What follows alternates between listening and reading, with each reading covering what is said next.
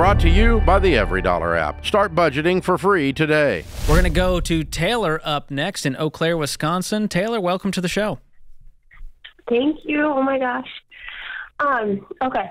So my husband and I put in an offer on a house, which was accepted right away. We had 7 days to turn in the earnest money.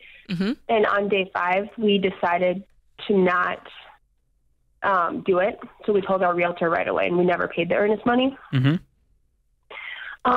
Long story short, we got married last August. We're now pregnant with a baby in July, and we found out last month that my husband, who's in the military, is deploying this fall for about a year. So the reason that we jumped on this house is because we got scared, tried to make a decision that would be easier for me to live by myself for a year. And then after signing it, we were like, this is not a good idea. This is not the house we want. So we canceled. We never paid the earnest money, and now the seller's mad, and they want not only the $3,000 of the earnest money, but they're asking for $5,000, and they're threatening to seek legal counsel, I guess, if we don't pay, and we just don't know what to do.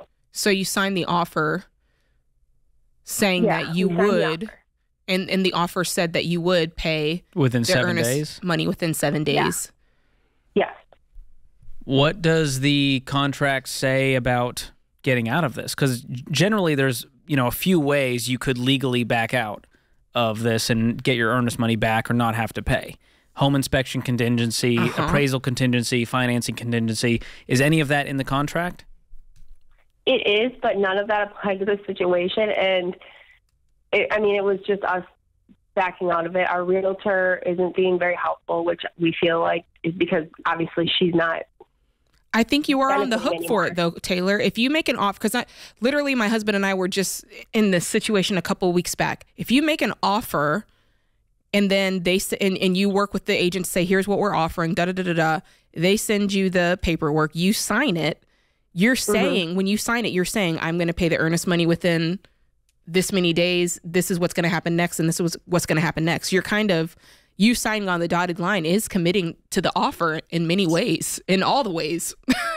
So there's part of me that thinks that you're on the hook for this, and the fact that you didn't pay the earnest money doesn't mean that it wasn't due. It just meant that you didn't say what you said you were going to do. If the contract said that you would provide the money within 7 to 10 or 5 to 10 business days or whatever it was, 5 to 7 days.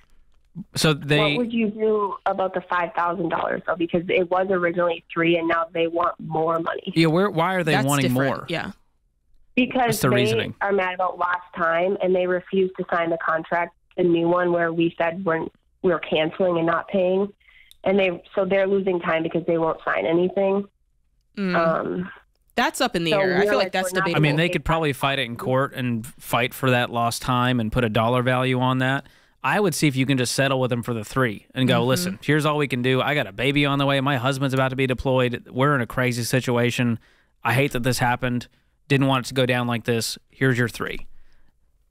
Okay. I don't know if there's a legal way you can get out of this without you fighting it, and I don't think you guys have the money or time to go to court and fight this. No. That's the thing. Listen, I hate that this happened, Taylor, but I tell people all the time, like, that earnest money, if you buy the house, it goes towards the down payment.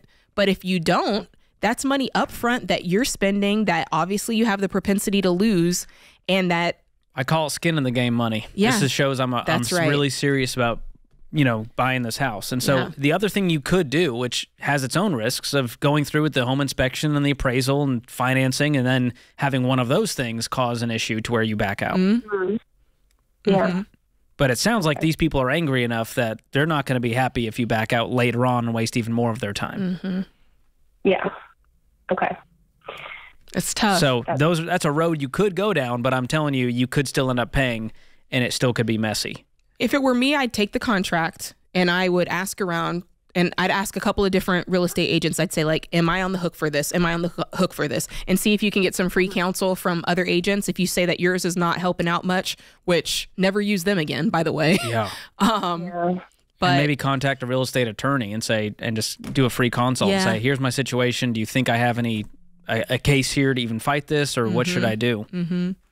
Yeah, we're just concerned. We don't want this to go on any longer because obviously they're mad about last time, and we tried to cancel as soon as possible, but it went on way longer because they're fighting it.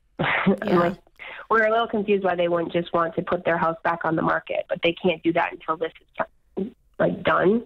So they're losing time on their own. So this is it's causing them to hang in the balance here until they get the situation sorted with you guys. Yeah. Yeah. I mean, you have the $3,000. How much do you guys have in cash? About 15. Okay. Yeah, I'm going to label this under kind of a stupid tax, and we learn from the mistake, and we move on and go, that hurt. Let's not make decisions out of desperation again, because this is the kind of stuff that will happen. Okay. So are you guys going to rent for the foreseeable future while your husband's deployed? We own a house, and we talked about renting or buying, and I hated all the rentals, and it just didn't feel like home, and so we looked at a house that was closer because we live pretty far out. And, I mean, the interest rate is double what ours is at, and we just felt like it would be a big waste of money for us. So. And why can't you stay where you're at right now? I can. It's just we're about 25 minutes out from town, so there's not a lot here for me, and I feel kind of alone. Like, you don't have any family nearby? No, and the daycares are far, like groceries, everything is far away. So I just wanted, like, convenience for myself because it's going to be hard enough, but. We're not really willing to pay for it anymore. So. Yeah. Well, if you did move closer to town, you might need to, compromise and settle and go, all right, this rental's good enough for this season that I'm in so that I can be closer to civilization as I raise this baby while my husband is deployed. I mean, that's a lot. Yeah. So I feel for you. But, adding to the chaos of becoming a homeowner, I don't know if that's worth it right now. Yeah. Especially when you guys have 15 grand to your name. Home, so I have to take care of it by myself. I just wanted something closer to town so that at least it was easier for me for running errands. Yeah. So. No, that's reasonable. And I hope you guys get this real estate situation sorted out. But, I would have some other people look at the contract, get some other opinions. But I think at the end of the day, you just settle with them and go, we can do 3. We can't do the full 5. And if they want to waste their time coming at you for that, I don't know if they have a case, first of all, but... They might have a case, but the question, like you said, is it worth the brain calories and time calories to go after someone in, Judge George court? It's for sure. You'll be lucky to even make it to a Judge George court. But it'll be some small claim situation right there. But I'm so sorry, I hate Taylor. that this is happening to you. Yeah, it was a dumb mistake we made, but we kind of panicked. So. Well, we always say on this show, no one makes good decisions when they're panicked or drunk. That's right. But you can always go back and try to settle it and see if they'll take something. But yeah, I mean, I would personally have some pity on a soon-to-be mom, husband's getting deployed, serving our country. I'm going to go like, all right. I don't know, George, because when you're on the other side of it and you've got timelines, like, she was super sweet, but I'm thinking about when Sam and I were moving here, you have a timeline. It's all business. And I'm like, don't mess around and make an offer because time is money when it comes to this stuff. And I was trying to understand what she was saying, but I think that the seller, I think they have to have this deal closed and wrapped tight before they can legally accept another offer. Is that what was going on there? Is that why they were saying that they were losing time? I think right now it's contingent and they can't make it live and active again until this situation is sorted because this offer is still halfway out there. I see.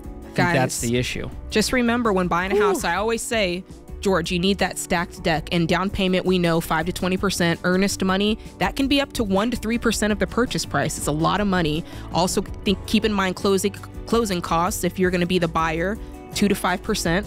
And then the stuff adds up. Keep and then you in got mind moving costs, appraisals, the repairs, inspections, moving costs, like you said. Home ownership is no joke. So for those of you excited about it, make sure you got your ducks in a row before you jump into this. Create your free every dollar budget today, the simplest way to budget for your life.